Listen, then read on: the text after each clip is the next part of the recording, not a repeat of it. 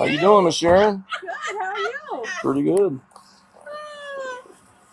Uh-oh, they're coming for you, Sharon. They don't want me. They want Reggie. What's up? Well, we're here for you, ma'am. Definitely here for you. Whoa, why? We're waiting on the detective to get here, but we have, with all the information that we do have, you have a warrant for your arrest.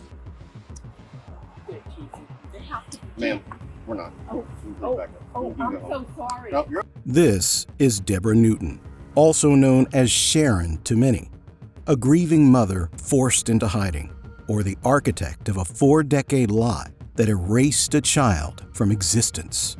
For 42 years, Debra Leigh Newton lived quietly under a borrowed name in a sleepy Florida retirement community, walking her dog past neighbors who knew her only as Sharon Neely. None of them knew she was once on the FBI's top 8 most wanted list for parental kidnapping. None of them knew that decades later, in Louisville, Kentucky, she told her husband Joseph she was moving the family to Georgia for a new job, then vanished with their 3-year-old daughter, Michelle, and never looked back. The girl grew up believing the life she was given was the only one she'd ever had.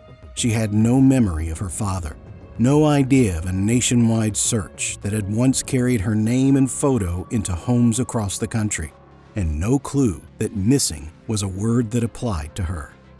By 2005, with no leads and no contact, Michelle's case was quietly closed and her information stripped from federal databases. As far as the system was concerned, the trail was cold, and Debra had won. But cold cases don't stay buried forever.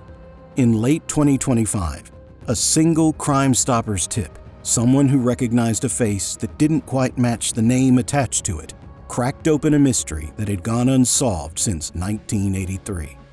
DNA from Debra's own sister sealed it, a 99% match.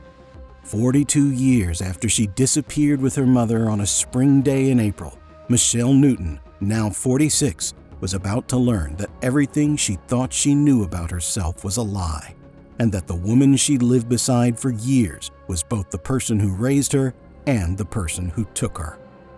When deputies finally arrived at Debra's door, she was caught completely off guard, confused, compliant, and asking the one question that would define everything that followed: why? That question is where our interrogation begins. Miss Sharon? Hey. I think I gave you my name when we were at the house, but I'm Detective Lundorf. I'm assisting Detective Esquivel. Just trying to get some basic information and everything. Your daughter, Amanda, was her middle name Marie? Yes? Okay. Do you know a date of birth?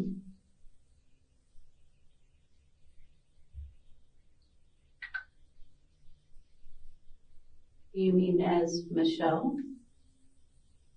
Yes, so we can identify her and find her. Yes, ma'am. Then you would want to look under 32679. 32679. But I can give you her phone number. Okay. She's. Did I talk to you at the house? No, ma'am. That wasn't me. Like I said, that was Detective Esquivel. Okay. He's a little shorter than I am. She's in Pennsylvania. I mean. I was talking to Mr. Reggie, and he said, husband, Joe, is his legal name Joseph? Jose. Jose. Avanto. You know his middle name? Or does he have one? I don't know. Don't know? Okay. Do you know their address off the top of your head? And then this date of birth, is that for Amanda or for Michelle? Amanda. Okay. And for Michelle, what would that date of birth be? October 4th. October 4th. 1979. 79. Okay. And Miss Michelle's middle name? Marie. Marie. And last name? She was born as Newton. Newton. Okay. Like I said, I'm not familiar with all the information because I'm Like I said, Detective Esquivel, the one you spoke to in the back of the truck, he has all the information. Is he coming? Yes, ma'am, he will. He will. He's still making some phone calls and everything. He's going to be coming in. That's why he asked me to try to get the basic information and everything for everybody. I'm really scared. Why? I don't know what's going to happen. Oh, so he'll be, like I said, I don't have all that information. He'll be able to come in and to explain, I don't want to tell you something and it's not the truth because like I said, I don't know everything. He has all that information, so he'll be coming in. As far as I'm aware of, all I know of is there was a warrant issued and in reference to this with your daughter, I guess, with some parental custody issues. And then I guess the other side of the family's been pushing it to find out because they didn't know if y'all were still alive or anything like that. And that's all I know. So we just need to get all of our ducks in a row, make sure we got everybody within the situation, and then go from there. The other question they had me ask is, I got your phone. Do you have a picture of your daughter? Is there a way you can,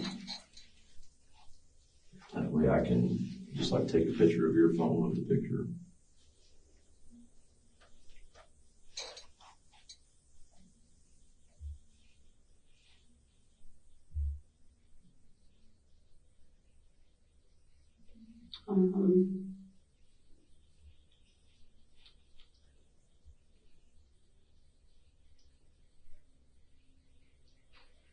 And you'll have a good relationship, talk Every day. every day. But she doesn't know. I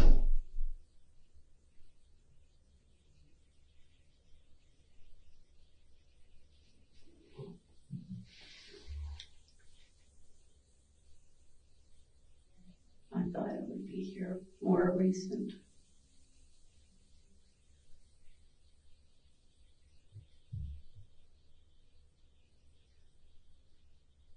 You can tell we text all day long.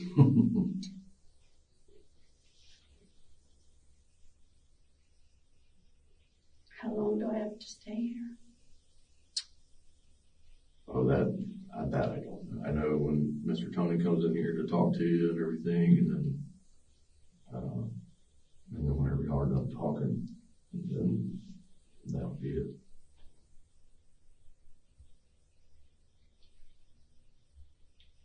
I'm sorry, be patient. Oh, you're fine.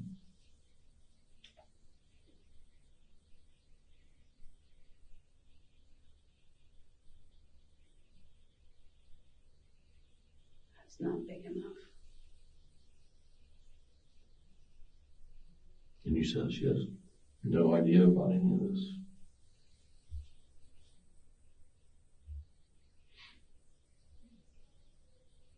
Does she usually work during the day, or she like a stay-at-home mom? She works. She's a sales rep.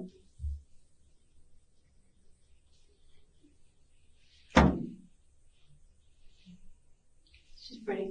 She's pretty, very pretty, pretty eyes. Okay. You want to lock it? I don't know what button it is to lock it. That way,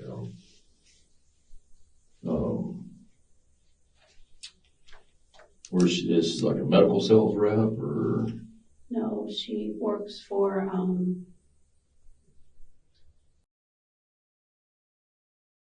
emergency restoration company for floods and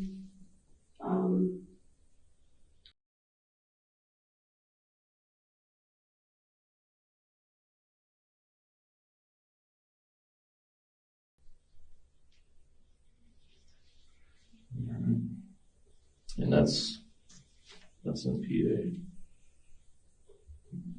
Never heard of that. It's probably kind of like our Surf Pro. restoration specialist type deal. That's it. I got you. All right. Well, let me get this information to Mr. Tony. Good on water and everything. Do you know how long it'll be? To him, come over here. I'd probably say probably within the next 5 minutes or so, after I give him the information. I'm claustrophobic, that's why. I got But you. I'm doing I got okay. you. Yes. I'm breathing into the nose and out through the mouth. Yes, ma'am. If you need to just go to the restroom or anything, just knock on the door. She let me. Oh, she did? Okay, awesome. I'll try to see if I can speed it up for you. No, I gotta do the other thing. Alright. I'd probably say 5 minutes. He's actually, Tony's over there talking to Mr. Reggie. What I needed to do real quick, which I apologize. I thought Mr. Tony already did when he was talking to you earlier. I hope that's stabbing anybody. For us to continue talking to you and everything, because technically you're not free to leave right now. We have to read you this. And what it is just your Miranda warning. So that way you know your rights. It says you have the right to remain silent. Anything you say can and will be used against you in the court of law. You have the right to talk to a lawyer and have him or her present with you while you're being questioned. If you cannot afford to hire a lawyer, one will be appointed to represent you for any question if you wish. And you can decide at any time to execute these rights and not answer any questions or make any statements. Did you understand those rights that I read to you? Yeah. Okay. I've seen it on TV. Yes, ma'am. I already gave you information. Yeah, and like I said, I apologize. I honestly thought that Mr. Tony read you that at the house. And like I said,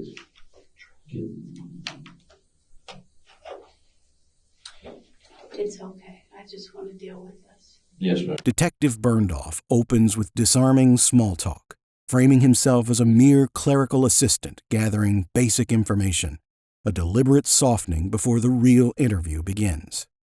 Debra cooperates readily, volunteering details about Michelle's life, marriage, and appearance, even offering to share photos. Her composure cracks only once, asking how long she must stay, and revealing claustrophobia. The Miranda warning lands almost as an afterthought, delivered after she's already talked freely. Yes, ma'am.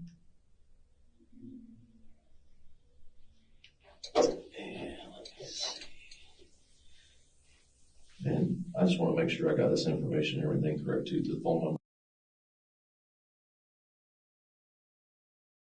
Correct. Yeah. Okay. We probably should have looked it up on my phone when I had it, but I can grab it again if you think. I think it's okay. I think it's good. Good? Okay. Yeah, I'm sure. Okay. All right. I'll be right back.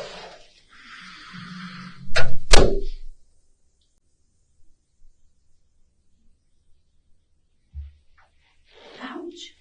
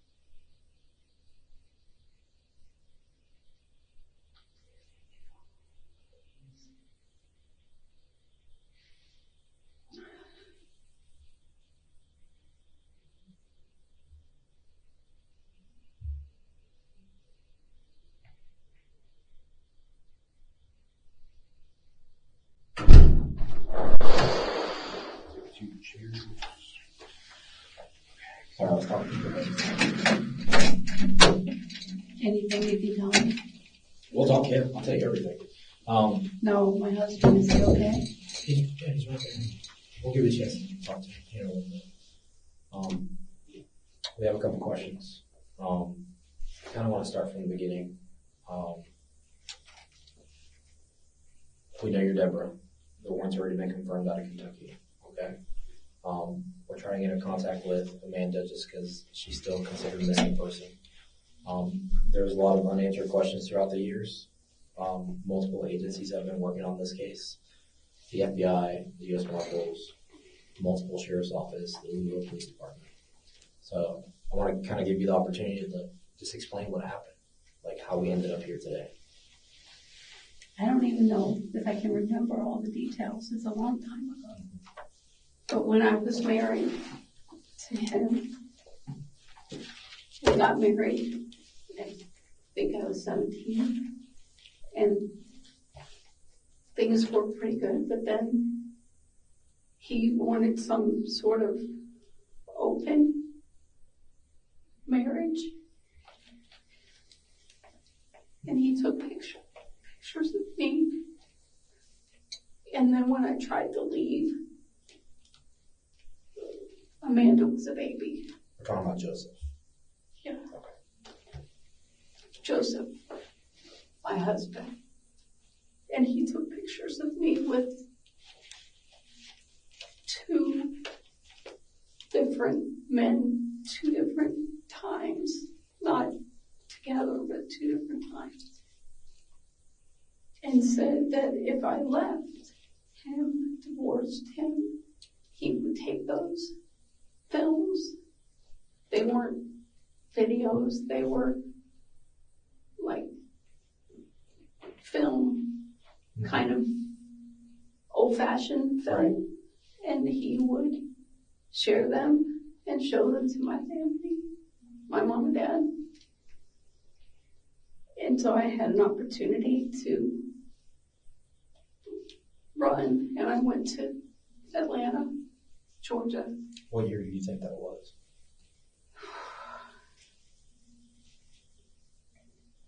$1983, I think. And the person there helped me to get false identification. And so I just kind of rebuilt a life because he was really mean. And I became this mean person, and I just didn't really look back. My husband doesn't know. He has nothing to do with this. He doesn't know. My daughter doesn't know. I think they probably both have suspected things in my life, like why I didn't get a driver's license in the state of Florida.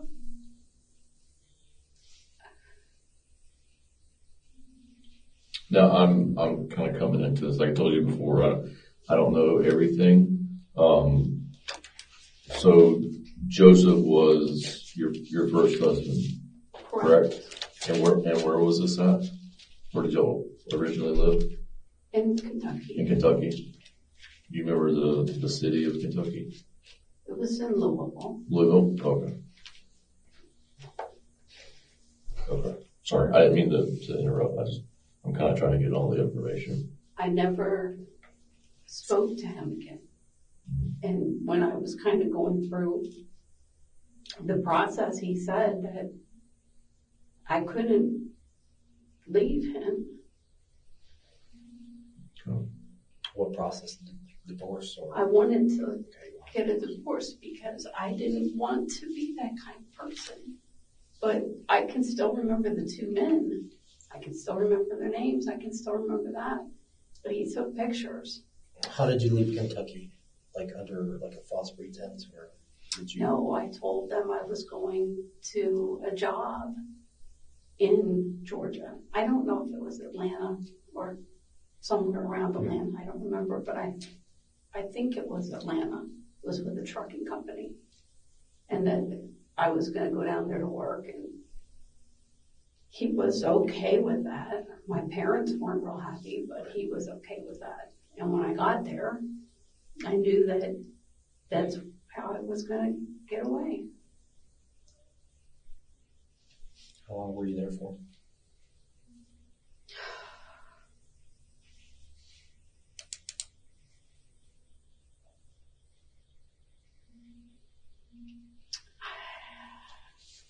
I don't think it was a whole year. Now, the person who helped you kind of create a new identity, did you immediately switch over to Sharon, or were you somebody else before, or the name that you used before? Was it Sharon? I'm not sure if I understand. So when you created your new identity, was now the name that you went to was Sharon? Okay, there's not another name you used throughout the years. Mm-hmm. Where did you go after Georgia? Florida. Okay, where at in Florida? Tampa. Tell me about that. Like, what you left Georgia and you went to Tampa. I got a little efficiency type apartment. I don't even remember how I got it because, well, I had identification and a driver's license, but I got the driver's license with fake information that I had from the state of Florida. But then I got a job at a daycare center. And I think during that time, the Social Security number that I was using was not the Social Security number that I have today.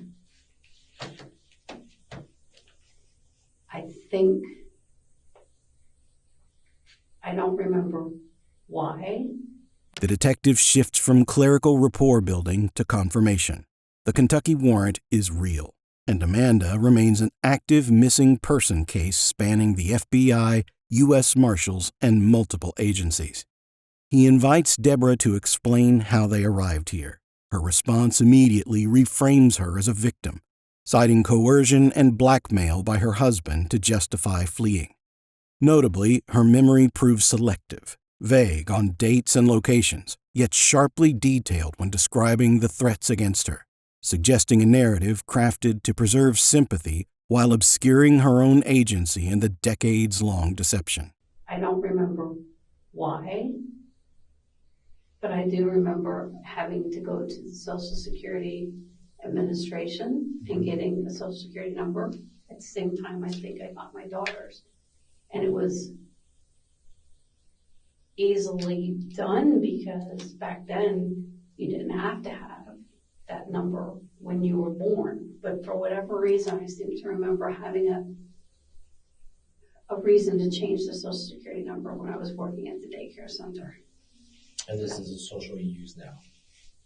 That's the one I got through the Social Security Department. That's the one you use now? Correct. Okay, the 004 at the end, 593. Okay, yeah, that was issued in 83. So you came down to Tampa. Were you married? Were you single? Were you Single. Okay. And you lived in a low efficiency and you worked at a daycare. How'd you meet Michael? Michael. You were married to a Michael Brookover? No, You were not married to him. no, not Michael. I was married to a Wayne. Wayne. Michael was Wayne's brother, who is deceased. Okay. Michael. Wayne, my ex-husband, is still alive. Okay. What's Michael's last name and what's Wayne's last name? Brookover. Brookover. Yeah. How do you spell it? Brookover. Okay, so the way it sounds. Yep. I'm not sure how that got twisted, but That's okay. And there's a lot of information throughout the years and just some things start to like mix up. But where did you guys live together? In Tampa? Okay. So how did you leave Tampa? I was dating someone and I just wanted to get away. And we kind of sort of just picked a place on the map, and it was Pennsylvania. And I went to Pennsylvania and started working for a restaurant. And at the restaurant is where I met Wayne. And his real name is not Wayne, it's Chester. I don't know, it's probably important somewhere along the line. With a J or CH? CH. Chester. Chester. Okay. And that's Brookover? Yeah. Okay. Because if you're, whatever you're doing with that, you probably need to know that's his real name. And he lives in,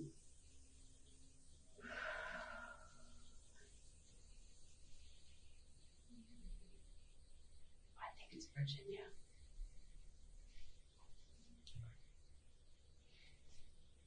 I'm pretty confident I've ran into Chester's name before somewhere because I've looked into Michael and I saw Chester's name there. So you met Wayne in Tampa? Pennsylvania. Pennsylvania? Okay. Did I you got date confused. anybody in Tampa? I went out. I had a roommate that was a girl. Mm-hmm.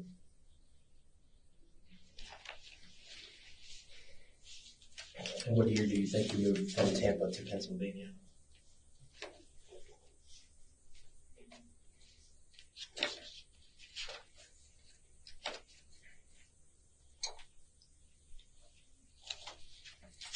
'86. 86.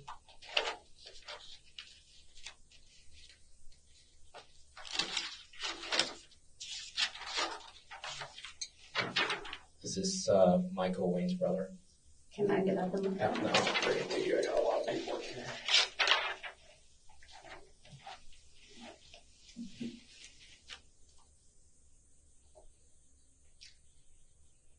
I think so.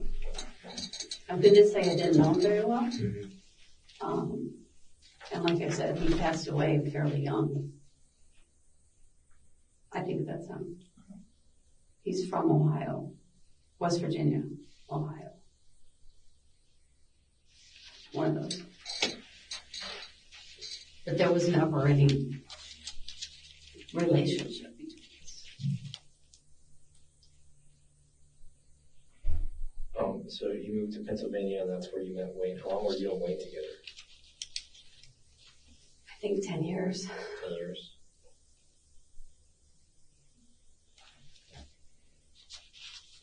Did he ever suspect that? Did you tell him the truth, or you just kind of? No one in this world knows the truth but me. No one. No one knows this story. And over the years, Amanda, did she go by different names as well, or just Amanda? No, I mean nicknames. Like Manda. What about her last name? Did you already change her last name? She got married. Yeah. She was always Amanda Marie Blake. But she was never Amanda Brookover or anything? Nope. Okay. Nope. Did you ever keep up with, like, your case in Kentucky? Like, you never researched it? Nope, I was afraid to. I wanted to look online and see if my parents were still alive, but I was afraid to.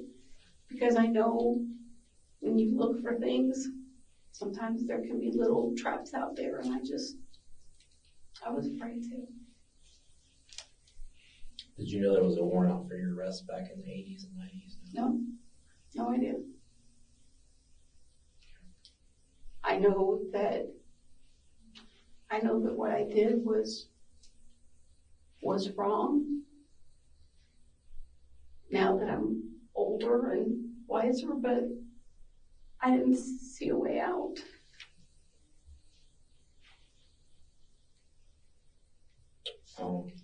Kind of with, like, just, what did you tell Amanda happened with, like, her birth certificate or, like, her social or any records of her? Or did you already have that? she asked me for, a lot of times she asked me questions about her father. And as she got older, I kind of told her she needed to stop asking because it could get me killed, is what I told her. And she finally just stopped, but she doesn't have a birth certificate. She ever asked you for a birth certificate? Yeah, she asked. I was lied. So, being that she doesn't have a birth certificate, does she drive at all, or does she have any? How does she go about that? She drives, and I suspect that what she did was take the name that she has and the information that she could put together. And I believe she probably got a birth certificate, a true, real birth certificate of the person who has that true name. But I don't, she should not, she didn't do anything. Yeah. No, She shouldn't get in trouble. I don't want her to get scared. I don't want her to. She's not. She's not in trouble or anything. It's because she's still, technically she's Michelle Newton. She's still listed as a missing person. So we have to cross those bridges to take her out as a missing person and everything, to where that's not out there, where if something happens, in an aspect to where, they do, something to where they find, evidence or anything like that. And it's like, hey, well, this is showing and this is Michelle, but this lady goes by Amanda. So we have to make sure that that's taken care of as well, that she's not listed as a missing person anymore also. She always told me that I think she kind of always suspected something, because she always said, Mom, I'll love you. Even if you killed somebody, Mom, I would always love you. But I couldn't tell her, because when you tell somebody, that puts them in guilt. And I didn't want to do that. Yes, ma'am. The narrative grows increasingly tangled as Debra recounts a string of relationships and relocations across decades, frequently correcting herself on names, dates, and locations. Her account of avoiding the Kentucky case rings hollow against her admission that she actively shaped Michelle's understanding of her own identity, discouraging questions by claiming danger. Most telling is her invocation of Michelle's unconditional love as justification for silence, reframing her decades of deception as protective rather than self-serving, even as she expresses concern over consequences for her daughter. Yes, ma'am. Same with my husband. Did he ever have any questions? Like, kind of, what you tell him throughout the years?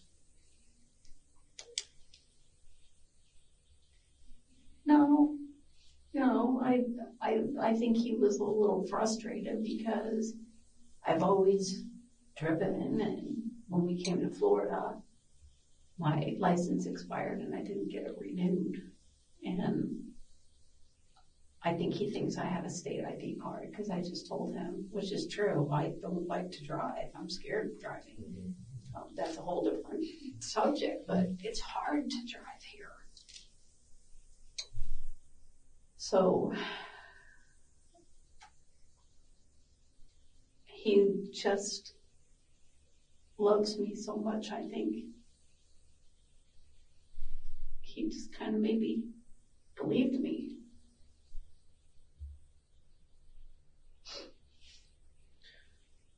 Okay.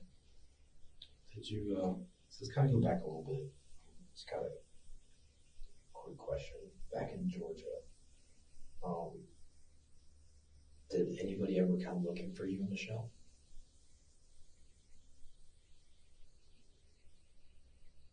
You mean like knock on the door and question?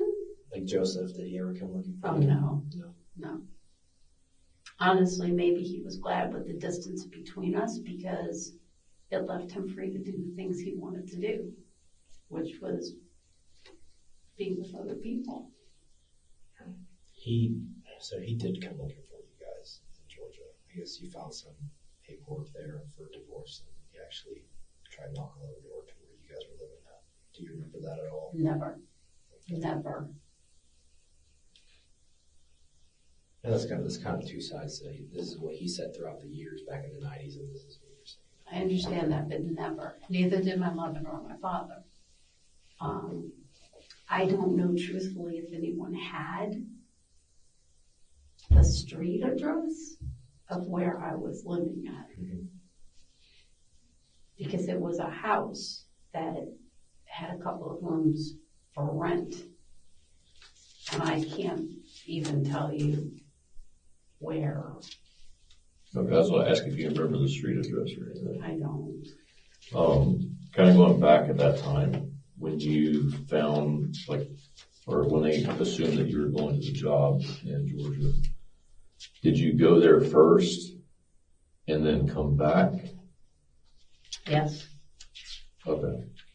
So you kind of you went to Atlanta or into Georgia in the Atlanta area, kind of got something established there, went back, and then that's when you got your daughter? Or did she go with you the first time? I don't think she went with me the first time. It was a very quick trip. Okay. And basically, I just was really trying to make sure that I could do what I felt like I needed to do. Right. Now with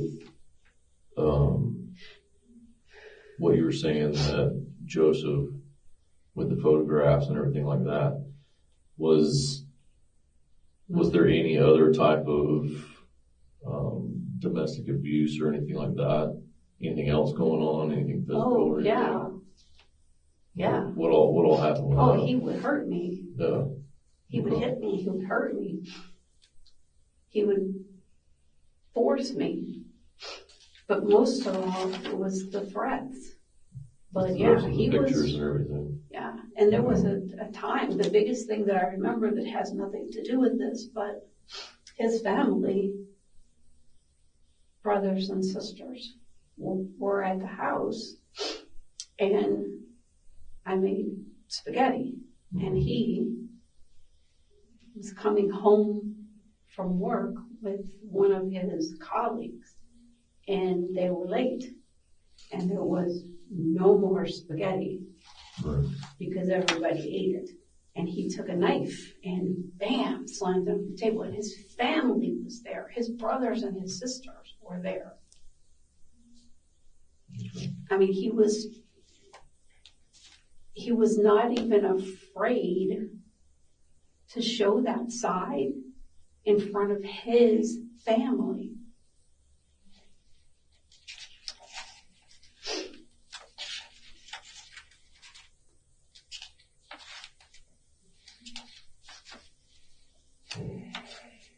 What was your name? What was you looking for? Who did you live with? And do you live by yourself in Tampa? Just you and Michelle? Well, we did, but then I moved into a house with a roommate, Who was your roommate? Pat Johnson, Patricia. Did she live in Georgia with you at all or no? Okay. No.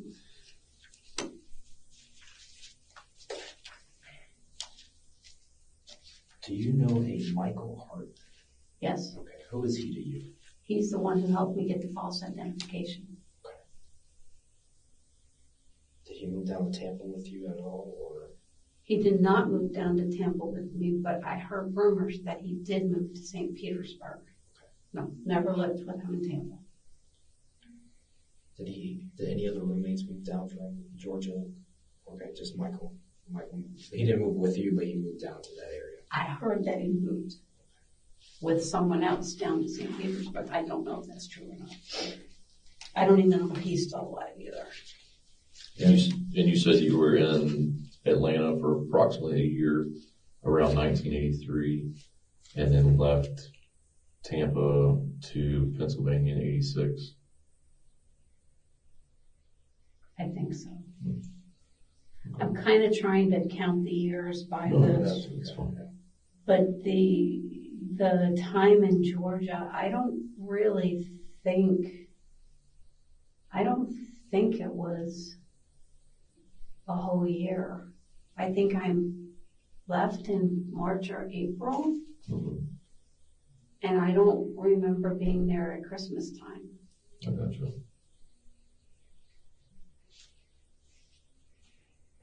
How long were you in Pennsylvania? Until 2008. 2008. Then I got a job transfer to Charlotte, North Carolina, Or are you working out? Wells Fargo. And then I moved up here in 2013, To those? retired 2 years ago. Because I don't know if it makes any sense, but I've been me for so long. I've just been me. I don't know how else to explain it. It's been a long time. A very long time. And when I met Reggie, I was just me. And I think there were always times when I felt bad. I thought, how do you go backwards? How do you tell somebody? How do you tell somebody who's been a member of the law enforcement? He's probably one of the best people you'll ever meet. He's involved in the community. He's in the Marine Corps League. He does all these things for Toys for Tots and people. And I didn't want to ruin that. And I guess now I've ruined it anyway. I wouldn't technically really say you ruined anything. I mean, it's, you have your reasons of, protecting you and your daughter. And I mean, that's. But I should have told the truth a long time ago. Do you know if my parents are alive? They are not alive. Your sister is. Do you know if Joseph is alive? Joseph is still alive.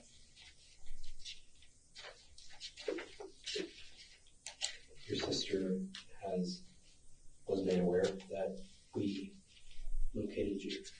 Okay. I'm going to make sure that you're in contact with the detective up there as well. I mean, I've found Facebook posts of them wanting to make contact with you and just they miss you and they just want you back. Your sister. So. I never saw anything. But then again, I really didn't look.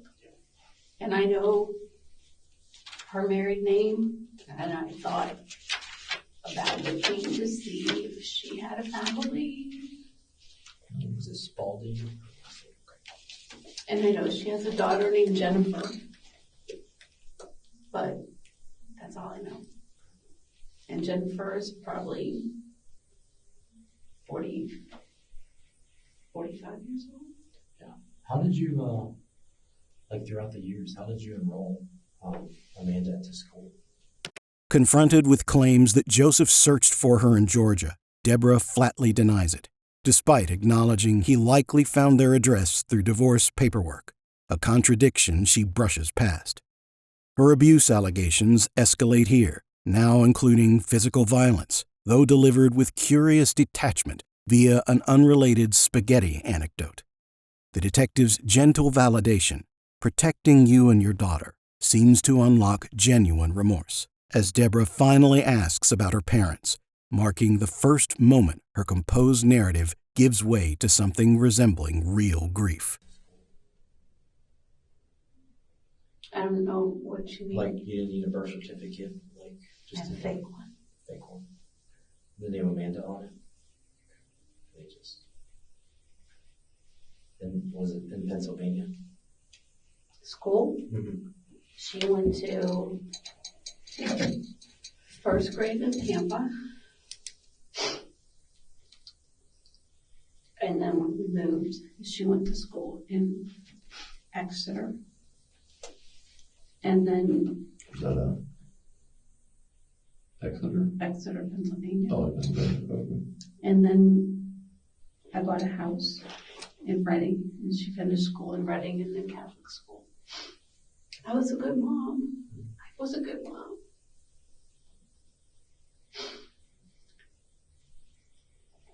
When did you meet Mr. Reggie?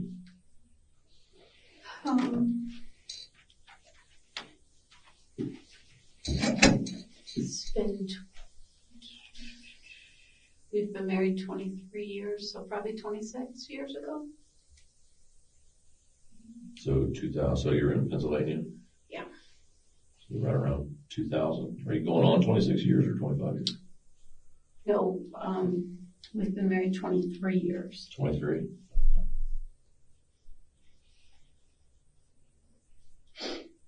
Is he okay? Your husband? Right there. But is he Why don't you okay? talk to him? Yeah, why don't you talk to him?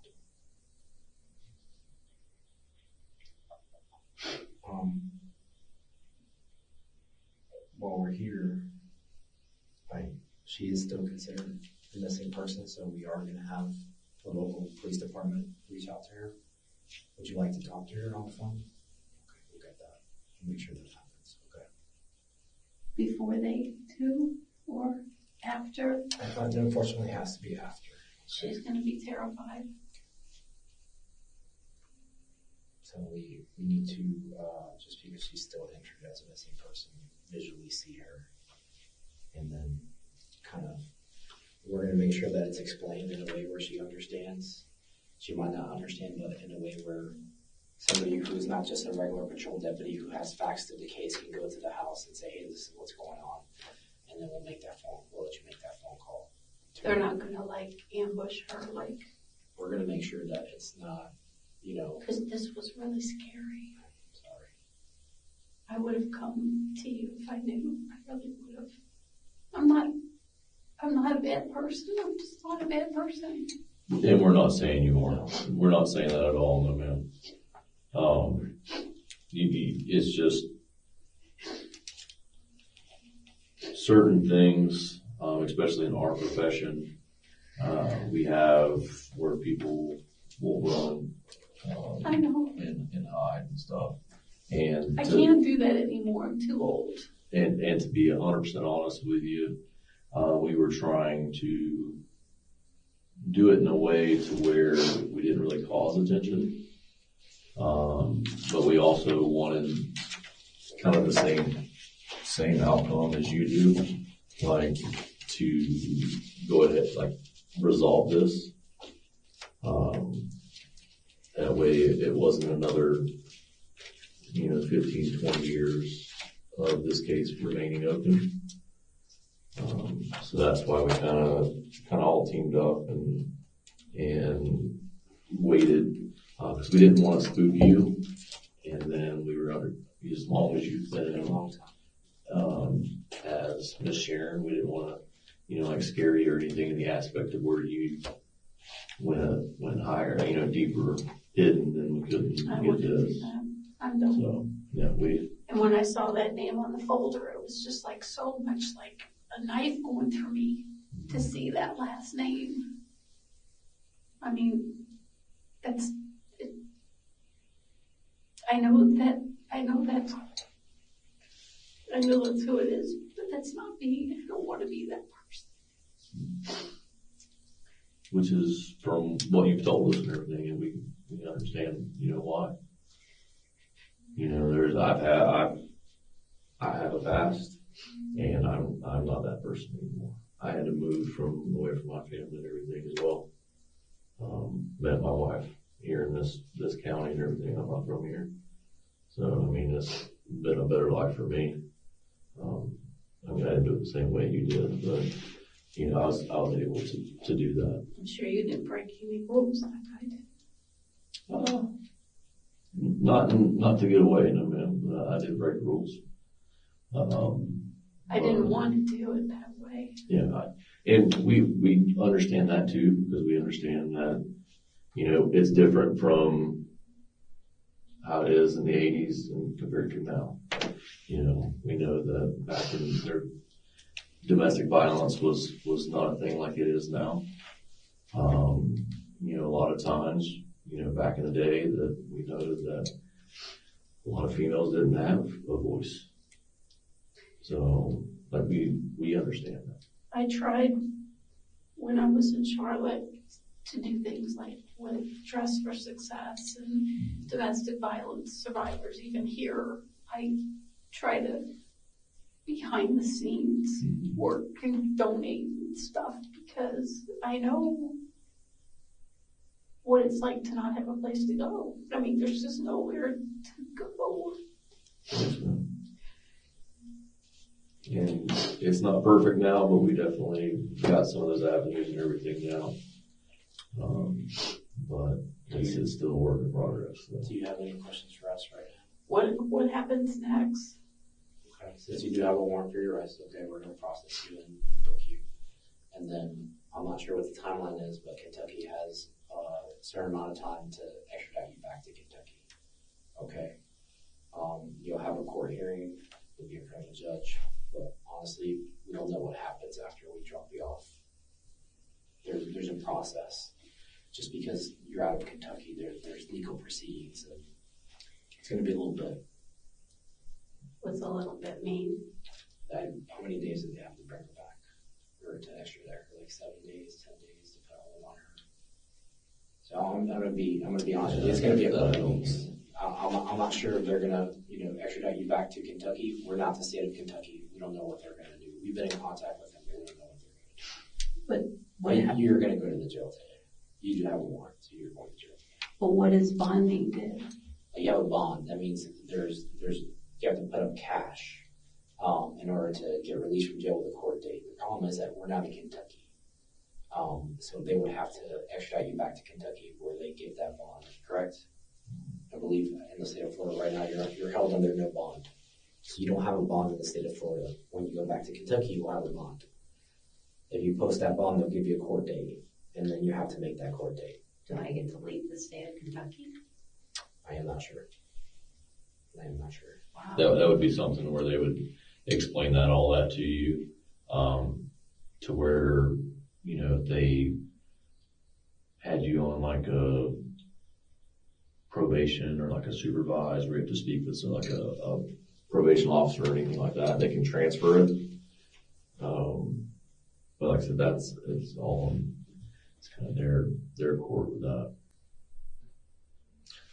We'll be right outside. I'll let you talk to your husband, and then we'll kind of get the process going, okay? And we're going to make sure that you get that phone call with your daughter too, okay? It's going to be. I just want to make sure that there's no questions that go unanswered from you, your daughter, and your husband. So give me a second, okay? I'll bring him in.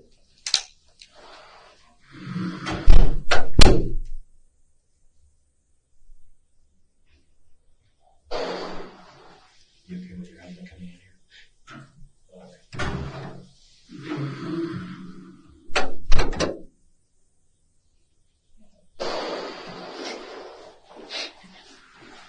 Sarah, we gotta talk.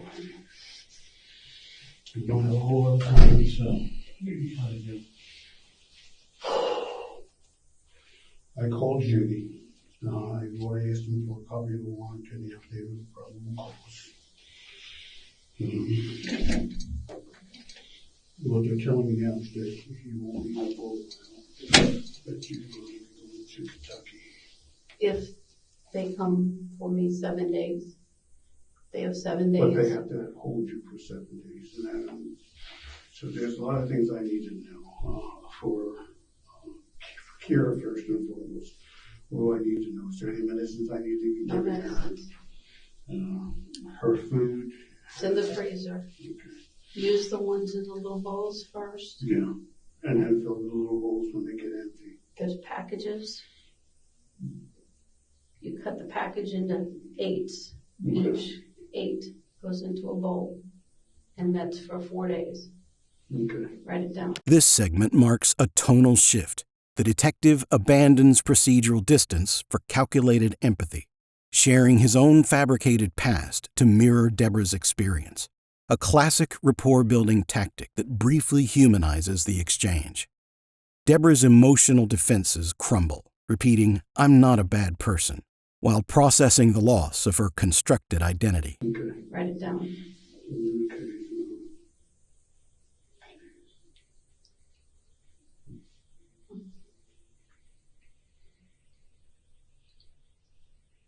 And more will be coming the week of December 4th.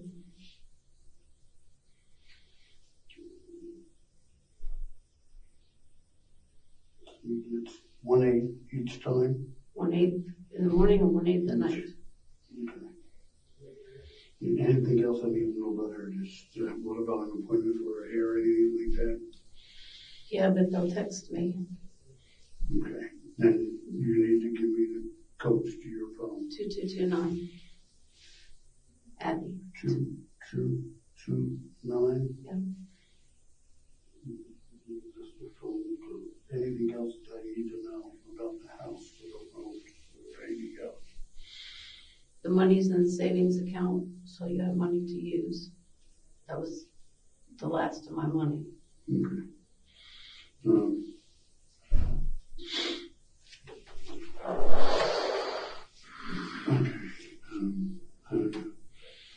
I don't know when they're gonna let you call. Call me. Because you won't have a phone, so I don't know when they're gonna call. So you never get a chance to call us now. Try to. You haven't talked to Amanda yet? They're gonna call for me. Okay. I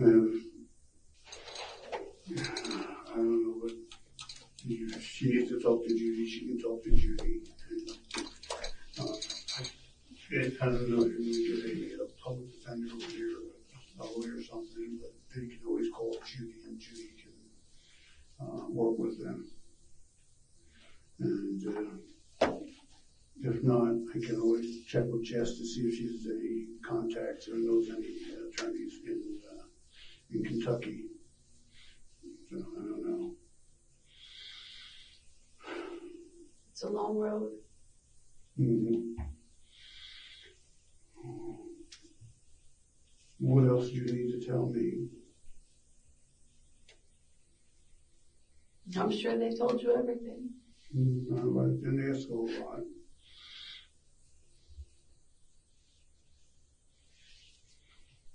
I was me when I met you. I was me when I met you. I was me. I know. It's been just so long, and I just had to get away. And that's the only way I could do it. And that goes back to, I think they said 1983. Okay. I ran away. I left my mom. I left my dad. I left my sister. See, I never even knew you had a know. sister. I know. I didn't know if were your mom and dad alive when we got married. I don't know. I've never looked. I couldn't. I was afraid to. I was afraid if I looked, it would be one of those little trails, but they're not alive anymore. Okay. I never Okay. I never even got to say goodbye or anything. I just left. I ran away. I went to Georgia. I went to this person who said I could go underground, and they gave me fake ID for Amanda.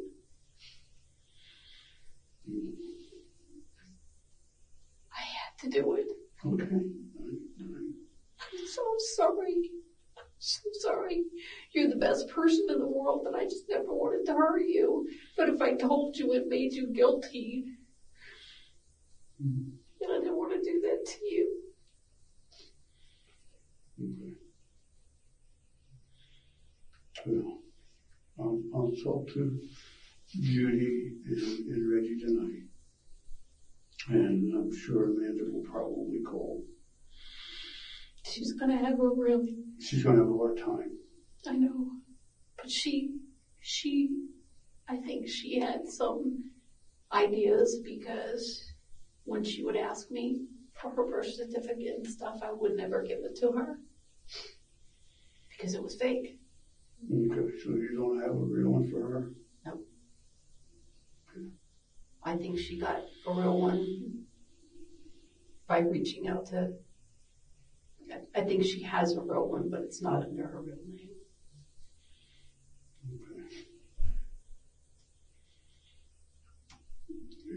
else you need to say before I gotta go back to Kira. Kira is a mess. I know. I know, and I love you. I just hope you can forgive me for not telling you. I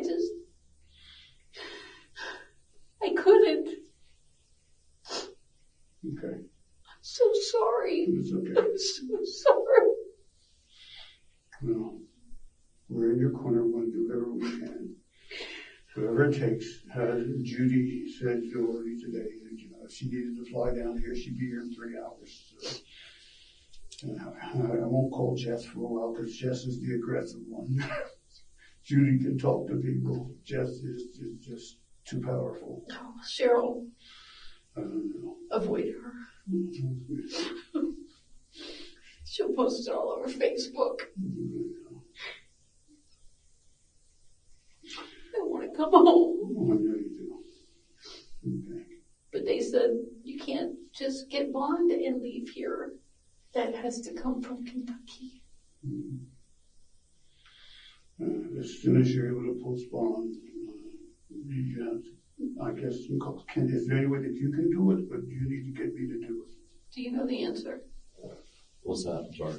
The postponed, can she do it? I mean, Or does or someone have do to I do have it to for me? postpone for her?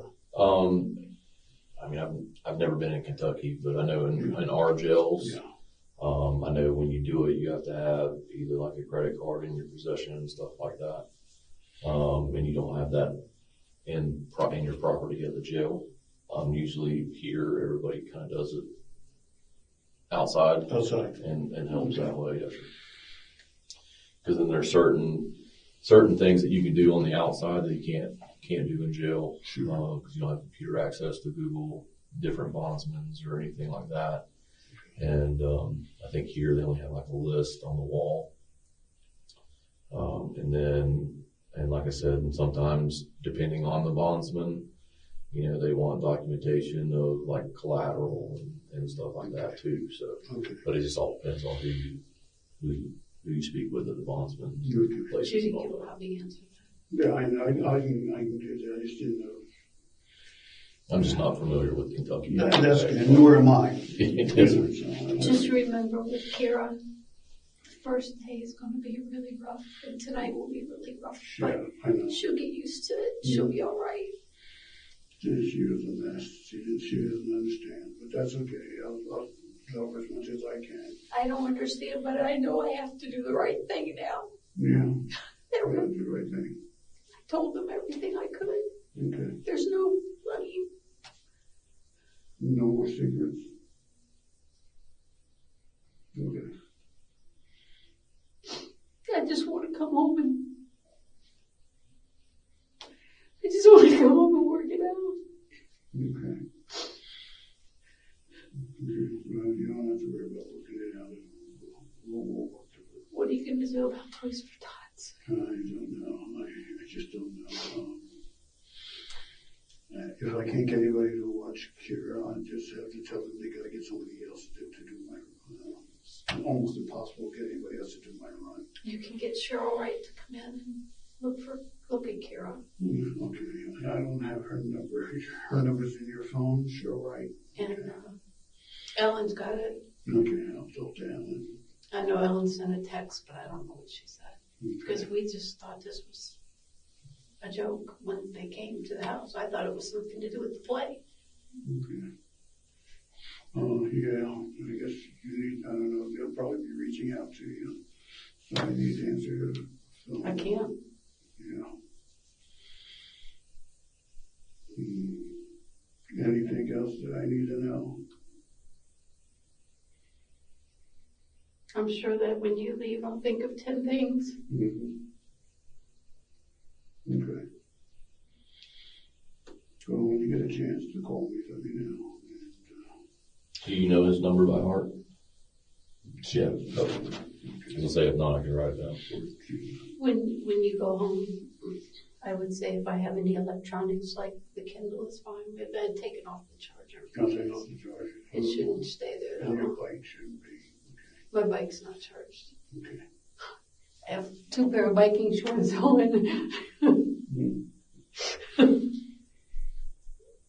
In this raw, unmonitored exchange with Reggie, Debra's performance finally dissolves. Practical concerns, pet care, finances, phone codes collide with devastating confessions about abandoning her parents and obtaining false identification for Michelle. Her repeated "I'm so sorry" and pleas for forgiveness reveal genuine remorse toward Reggie specifically, distinct from her earlier defensive framing with detectives. Yet even here, self-preservation persists. She carefully manages who Reggie contacts, steering him away from the aggressive sister while seeking comfort.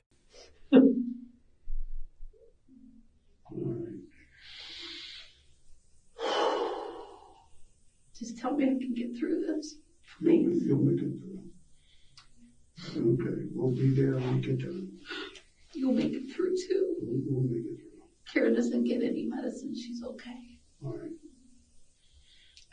If she needs her ears wiped out, good luck. All right. If I have to, I'll take it to the vet. No. Okay. All right, Mr. Reggie. Okay. Where are we going? Where are you going to take me to? It's just right down the road. It's the Marion County Jail. And like I said, if you didn't have his number, I could write it down for you. But if you know it, once you actually get booked in and processed, you'll be able to get on the phone and call him and everything too. Do you get to come and see me? It's all video visitation. So there's I'll kind of draw you like a little map real quick. So like when you kind of came in. Just tell me what it is, because I can get it. Yeah, it's the jail visitation. So I can Google it. Yeah, you got the jail visitation over here.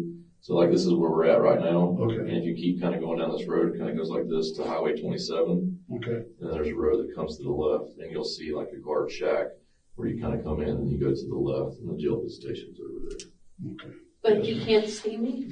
It's through video. Video. Yes, ma'am. We don't have it to where like you see on TV or anything where there's like a glass in the phone. We don't have that. So I'll be in Jail. a room and you'll be somewhere else and it's like a television? Yes, ma'am. There'll be a television and video screen. Yes, ma'am. They've been really nice to me. Okay, good. You just take care of yourself. Okay. I do love you. I'm so sorry. I'm so sorry. I know. We'll get through this, okay? Are they going to take away my rings? I believe you can keep your wedding ring, the wedding band, but I think everything else, unless it's all one solid piece. No, you want to take it. Because my wedding ring will fall off. These hold it on. Yes, ma'am. Yeah, like I said, that's up to y'all. Yeah. I think it's wedding rings and I think like religious aspects or whatever. But Maybe I can leave that one. Because it's okay. do you have any necklaces or anything? No. When you get to Kentucky, let me know where you are, and I'll come up, and I'll bring you home. You're going to bring the baby? Well, you shouldn't get with me. Are those rings going to be safe in your pocket? Yeah, there's nothing I can do with these. I get home. All right, take care. I'm sorry. Just forgive me, please. We'll get there. I'm sorry you have to deal with the neighbors. Yeah, I know. Just tell them it's my story to tell. I love you.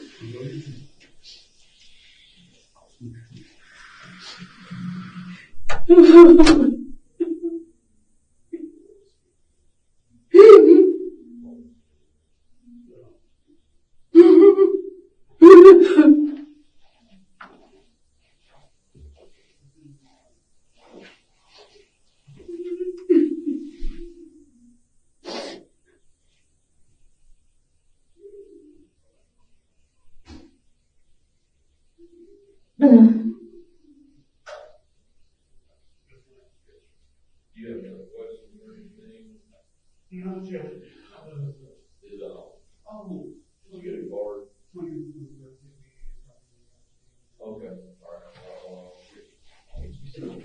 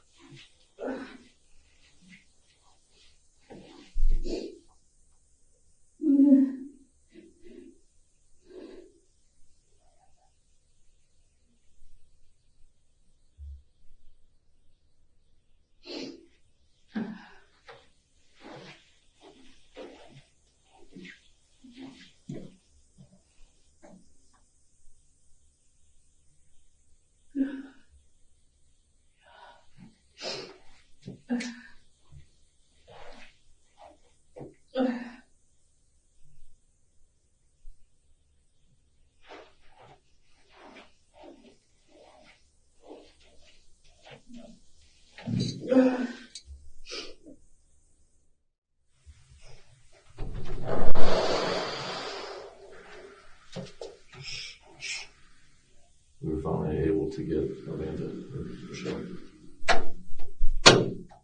So I got it muted right now, but I'm gonna take it off mute and I'll let you know. She's a little upset. I think she's more scared for you. She asked if you were okay and everything. So. Hello? Hey, Mama. I love you. Are you okay? I love you too. It's okay. It's gonna be okay. All right? It's gonna be okay. All right. Okay? It's gonna be okay. I love you. I told you before, whatever it is, it's okay. And ride or die. You're my mama, and you're okay. Okay? All right. I told him that you said that. I love you. I love you too. I know that everything you've ever done has been to take care of me, and I am here. Whatever they tell me I can do, can I do something to get you out, or? I don't know. It's going to be a while. Okay, do you need me to talk to Reg? Is there anything I can do at all? No, he's okay. He was here. Okay. He's worried about Kira. I'm worried about Toys for Tots. It's the little things you worry about. I get it. It's okay. It's all right. Are you home? I just got home. Yeah, the kids called me and told me that the police were here, and I kind of detoured and came back because I didn't know what was going on. And Were they nice to you? he was very nice. He's coming back in a few minutes. They have to do a DNA test. So, of course, I whatever I need to do to fix this. And The DNA doesn't lie. well, it's okay. Like I said, I mean, you and I have been round and round for a long time with me asking questions, and I feel like you would have just had peace. I just want you to be okay. That's it. Okay, it's all right. I'll be okay. We will be okay. All right, let me just figure out what I need to do on this side. I'll talk to the detective and find out what I have to take care of. Reggie said if you need to talk to Judy, you can talk to Judy. Okay. And Judy said if she needs to come, she can be here in 3 hours. So. Okay. Well, I'm kind of thinking I need to get a flight and get down there. So. Can she see me if she comes down? It would only be the video visitation. Oh, you wouldn't be able to see me. Okay. I don't even know if I'll be able to fly. I don't know what this happens with my identity or my passport or anything. I'll figure all that out. Priority right now is you. It's gonna be okay. Okay. You remember the version of you with the cement and busting up the back to make the driveway because you wanted it? Because I can do anything. Because you could do anything, right? Yeah. And whatever you did, I know was to keep me safe. I have no doubt in my mind. Yeah, I know. I'm just a little scared. It's okay. It's okay to be scared. It's okay to be scared. I love you. The closing exchanges strip away any remaining performance. Practical logistics, jail visitation rules, jewelry, neighbors blend with raw emotion as Reggie's forgiveness comes instantly and unconditionally. The call with Michelle is the segment's emotional core. Rather than confusion or anger, Michelle immediately reassures Debra, framing 4 decades of deception as protection. This invasion, the victim confronting the perpetrator, reveals how completely Debra's narrative of self-sacrifice has been absorbed by those closest to her, even now. It's okay to be scared. It's okay to be scared. I love you. I need you to just breathe and keep in fact, like, I'm right with you. Even though I'm up here, I am right with you, and we will figure it out. Okay? Well, It's gonna be okay. I guess your husband really isn't going to like me now. That's not my concern. I don't care what he thinks. It's okay. I know. It's not his life. It's not his relationship. It has nothing to do with him. It's I okay. know. I just needed to laugh. It's okay. I'm sending you the biggest hug right now. Okay. All right. All right. I love you. I'm going to talk to the detective and find out what I need to do next. I'm going to take care of stuff with the police. And is Reggie allowed to see you? He can come to some kind of a video conference, Okay. but not see me in person. I guess from what I understand, I'm in a room with the TV and he's in another room with the TV. We Okay. kind of Kind of like FaceTime, I guess. Yeah, pretty much. Yeah, he said pretty much. Okay, it's gonna be okay, Mom. I know. Okay, I know. I love you. I love you too. I wish I could have told you. I wish I could have told you all those times ago. And It was a big thing for you to carry, and I hate that this is going on, but I'm also really happy that you don't have to carry it by yourself anymore. This is what I told you before. I know, but if I would have told you, it would have made you guilty, and I didn't want to do that. Well, that's a whole lot for a mom to carry on her shoulders, woman. I know. I would have been guilty with you. It would have been okay. I know. But it would have changed your life, and I didn't want to do that. Wow. I have the life I have because of you, and that is what matters right now. So we're gonna figure this out, and everything is gonna be okay. All right. All right? Tell the kids I love them.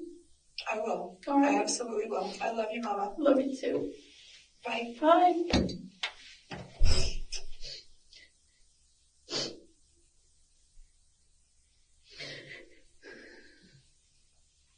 She's a good girl. She is. Yes, ma'am. You're a good mom. She's calling me Yes, back. ma'am. Yes, ma'am. We'll be right back, all right?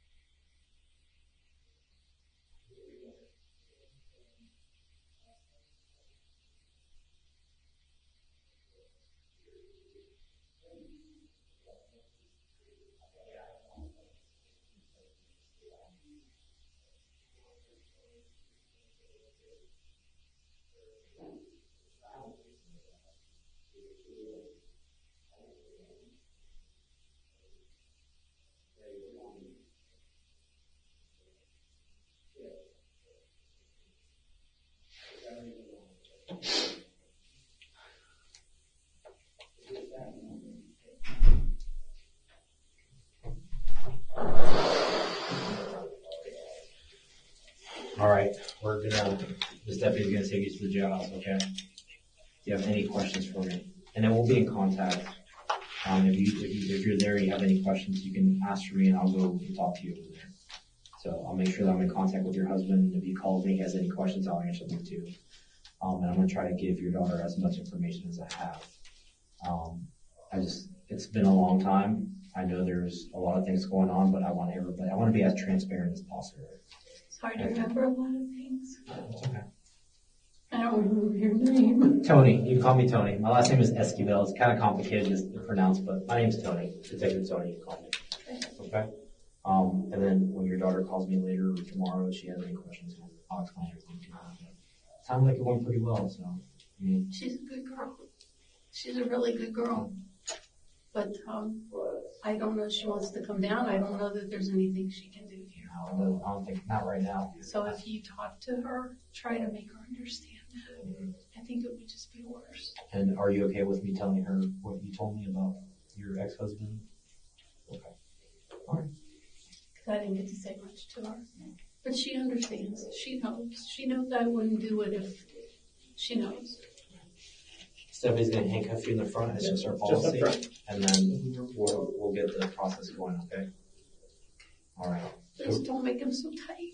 I won't. I'll make sure. I'm not going to do anything. I promise. And it's a less than 2-minute drive from. Yeah, it's going to be pretty. It's from here to the jail is right there, okay? What are you doing this? You can just leave it right there. Debra Newton was held in Marion County before being extradited back to the state she'd fled 4 decades earlier.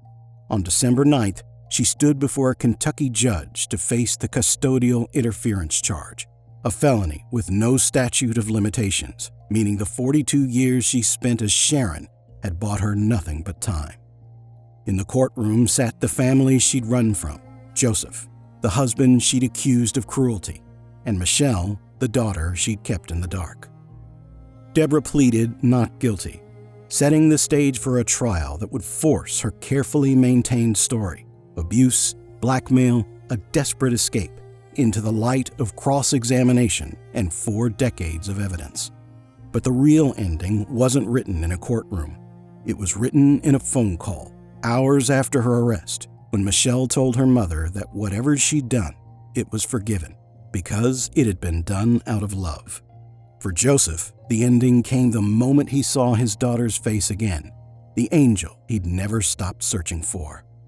For Debra, the woman who built an entire life on a stolen name, the verdict almost didn't matter.